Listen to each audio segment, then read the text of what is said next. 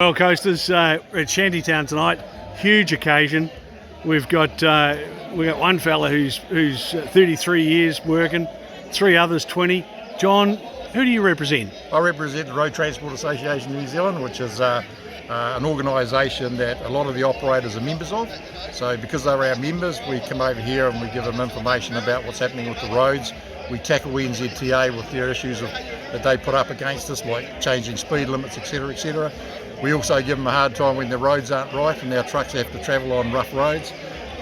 So that's part of my role, is to look after our operators, and that's what we do. Well, we're very grateful that you're here tonight. Oh, look, it's my pleasure. I mean, when Durham invited me over to this event today, I was absolutely couldn't wait to get out of your house and come over here. I mean, our CEO, Simon Carson, was supposed to take this role, but when he said he couldn't make it because he was pretty busy, I couldn't wait to get over here. Love the place. Been over here a lot. Shantytown's a great location, isn't it? Whole coast is good. How often do you get over?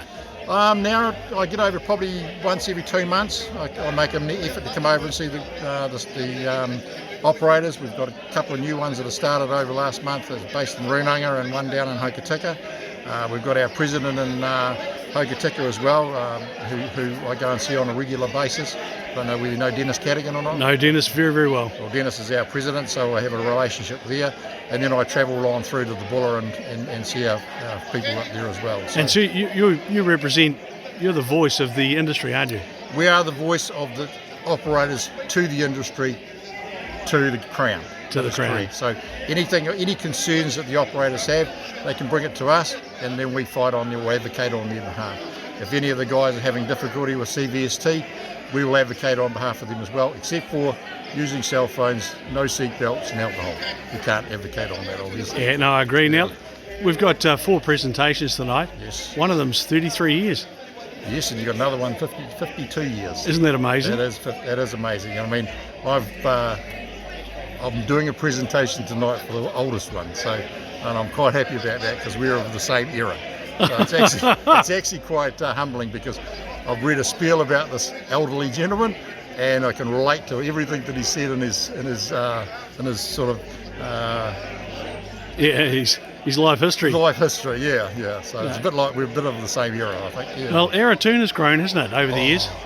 Hasn't it? I mean, we came through to Hokitika this morning and saw the new depot down there. Couldn't believe it. Not bad, is it? Oh, it's looking really sharp. And I mean, when you think of the COVID-19 problems we've had over the last few months, and the transport industry's problems that they've had, but mind you, we've kept the country going, and to see that progress is just amazing.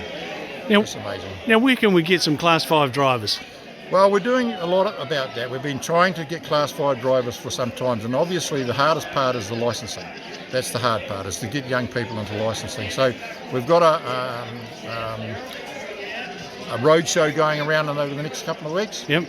Trying to get people to get apprenticeships and everything else to sort out. So hopefully we can get all young fellas interested in our business. The transport industry, we've got over 2,500-3,000 jobs. But people seem to think that if you're a truck driver, there's no progression. But mate, they are very, very skilled people, and we need these guys to come in. But it's not all about trucks driving. It's about the transport. It's about IT people. It's about accounts. It's about export import.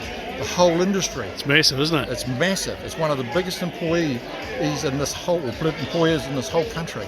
So we just need to look at it from an open-minded perspective. And for us, it's an industry that you can't beat.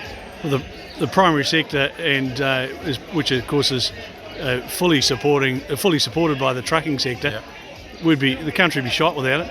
We'd be absolutely shot. I think there's a lack of appreciation of what actually we do, and I mean that's a sad situation. You've still got the government trying to slow us down with road speeds. You've got they're always complaining about trucks being on road. They think the train's going to carry everything. It ain't going to happen. It's not. I've been around a long time. It ain't going to happen.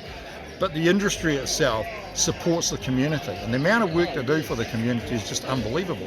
But I don't think that's capsulated in what we actually do with regards to how we do it, and I think people are starting to make aware. The RTA has now got a goodwill program with schools, so some of our operators are now lined up with schools. We've got road safety courses going with the schools for children to show them that trucks aren't that bad, what they need to understand. We've got trucking companies sponsoring schools and providing income for them, food, whatever the case may be. But it's never written down, or it's never exploited the way we should be doing in the media. You take a truck driver and you add him into the community, and he's got a wife, and they buy the food at the supermarket, the kids go to the school, that keeps the rolls up. It is just never ending, and it's fantastic thing. It is, and obviously, when you look at these guys are out on the road for 70 hours a week. So the amount of hours that they put in, and the amount of time that their families aren't seeing their fathers and the kids aren't seeing their fathers, there's a huge sacrifice, and I don't think people appreciate that factor. Been there, done that myself, so I know what it's like to be out on the road and not see my family for probably a week, 3 weeks, 4 weeks at a time. So yes, you do sacrifice it, but there's also the love of the industry. You're sitting in a rig, you've got a windscreen, it's the best office in the world, trust me. There we go, Coasters. He's an enthusiastic fellow, this guy. Thanks so much, John. You're more than welcome. And good luck tonight, and welcome back to the coast. Thank you very much appreciated.